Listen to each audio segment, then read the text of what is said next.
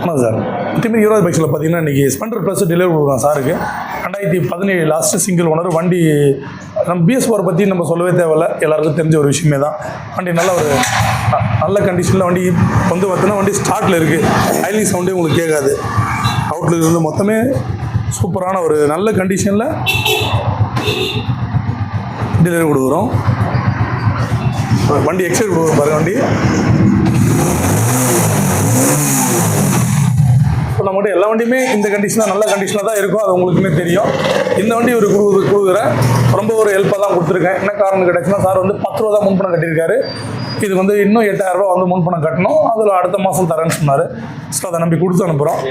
அதுக்கு முன்னாடி நம்மளோட யூடியூப் சேனலில் ஃபஸ்ட் முறை பார்க்குறோம், Yuvraj bikes YouTube channel subscribe பண்ணிட்டு ஆல் பட்டனை கிளிக் பண்ணிங்க. இது எல்லாமே நம்ம யூடியூப் சப்ஸ்கிரைபர்கள் தான் நம்ம பண்ணிகிட்டு இருக்கோம். ஏன்னா யூடியூப் சப்ஸ்கிரைபர்கள் நம்பி நான் இருக்கேன், என்னை நம்பி அவங்க இருக்காங்க. ஸோ இதனால் ஒருத்தர் நம்பிக்கை தான்.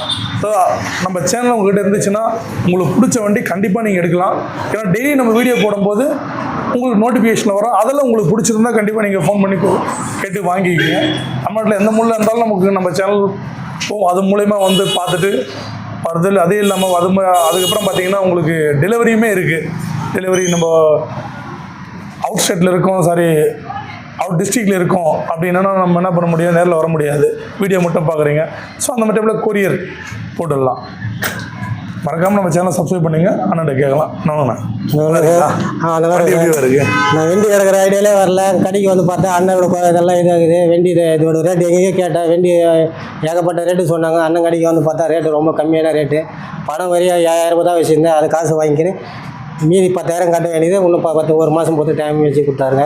பரவாயில்ல, அண்ணன் கடை நல்லபடியாக வாங்கி இருக்கணும், சந்தோஷமாக இருக்கணும். எத்தனையோ கடைக்கு போனால் இந்த கடை பெரிய கடை இது, அண்ணன் நல்லபடியாக இருக்கணும். நீங்கள் நல்லா தான், நான் நல்லா தான்.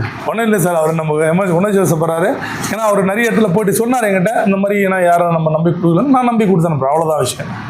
ரேட்டு முன்ன பணம் கையில் இருக்குது இல்லை அதெல்லாம் நான் பார்க்குறதே கிடையாது.